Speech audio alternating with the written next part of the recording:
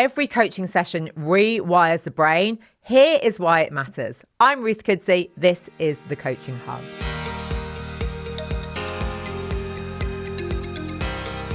Neuroscience is at the heart of coaching, and it matters in so many different ways. So I want to just confirm something. Neuroscience is not only the brain, it is the brain and the nervous system, the whole person. And when we're talking about great coaching, it has that whole person lens. So before we even start thinking about the brain, let's go to the nervous system. So our brain and nervous system are one system, and they are always looking and anticipating and perceiving in the environment what threats are there and what rewards are there. So a threat could be something psychological or something physical.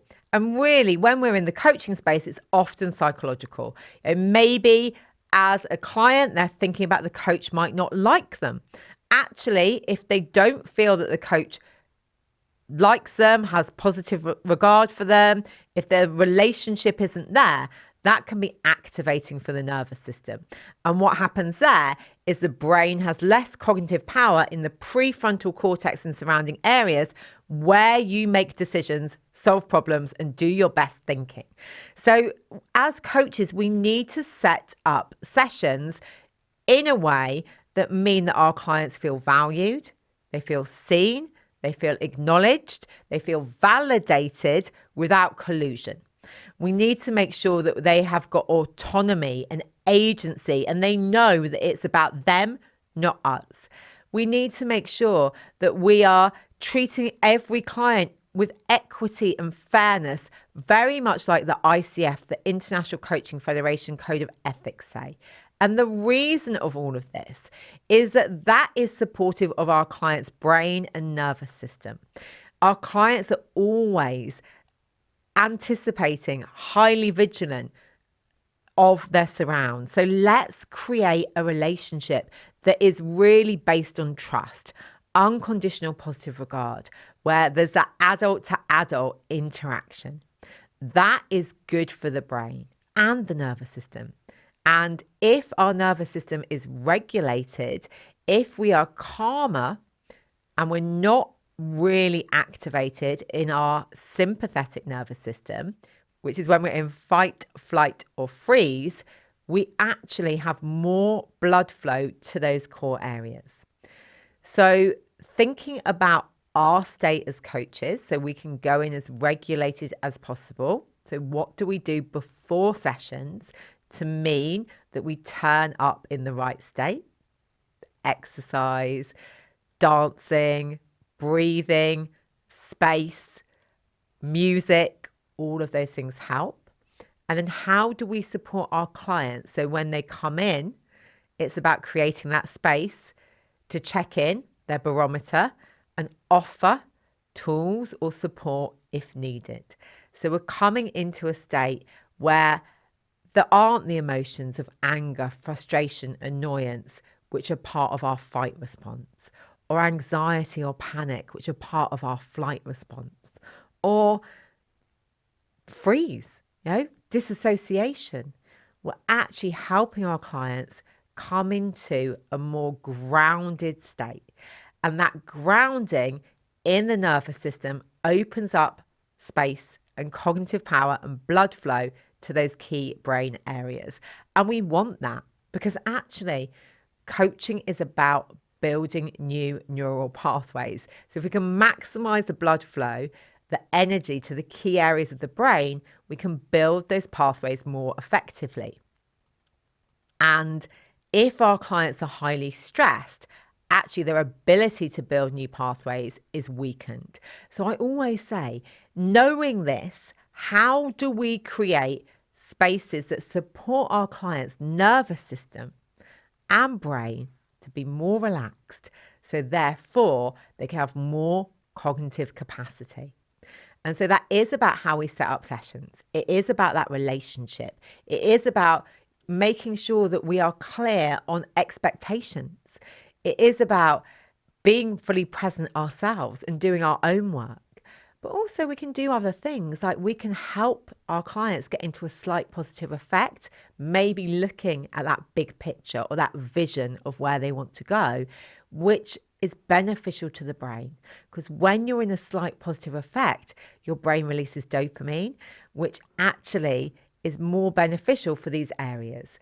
So again, thinking about how we can work with the reward, the dopamine, we can build connection, which is oxytocin, supports the brain. Because when we are in our nervous system, we actually find it harder to connect as well. So we're really wanting connection, cognitive capacity. And so that is why we think about the nervous system and brain as one and creating those conditions. Because it's the conditions for neuroplasticity. So neuroplasticity is the ability of the brain to rewire. If we're thinking about everything that we do, it's based on our neural pathways. And these are built over time. But we can rewire our brain. We can build new synaptic relationships or new pathways or strengthen existing ones. And it's about repetition. So I always say that in coaching, it's about helping clients get new insight in their brain and then helping them to get the agency to decide what they will do that will reinforce and build that neural pathway. Because building neural pathways is not a once and done.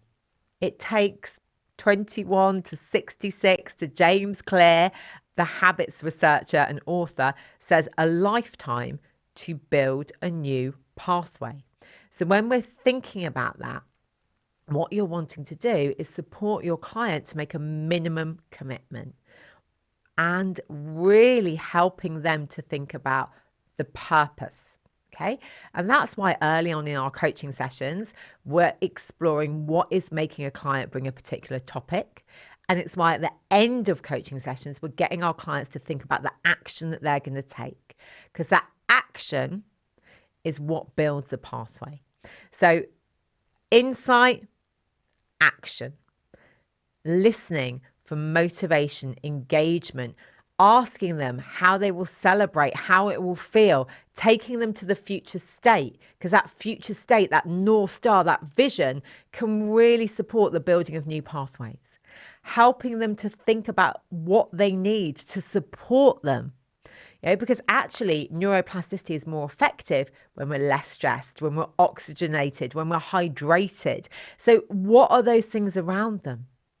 Really what we're doing is helping our clients to recognize where they are, think about where they need to go, and start implementing.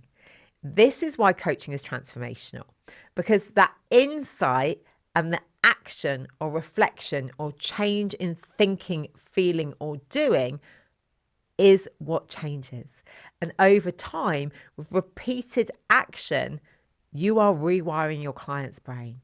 So I always think the questions that we ask at the end of a coaching session are so important. Listening and noticing for engagement and motivational pauses, supporting our clients to think about rewards is really neuroplasticity in action, making sure what they are doing outside. And when maybe they aren't able to take action, supporting them to look at why, what else is going on, what else do they need to support them, how important was it, how clear were they, how connected were they. So neuroscience informs everything that we do. It informs how we build our relationships. It informs the questions that we ask, thinking about that positive effect, thinking about that future focus. It informs what we're listening for. And if we have this neuroscience informed approach, we really support those neural pathway building and creating more effectively. This is the heart of what we teach at Optimus. And it's why I think everyone needs to understand more about neuroscience, because we can rewire our brains. We can change who we are and what we do and how we respond to things. If you want to find out more, check out optimuscoachacademy.com. Thank you so much for watching. Please like, subscribe, and comment below.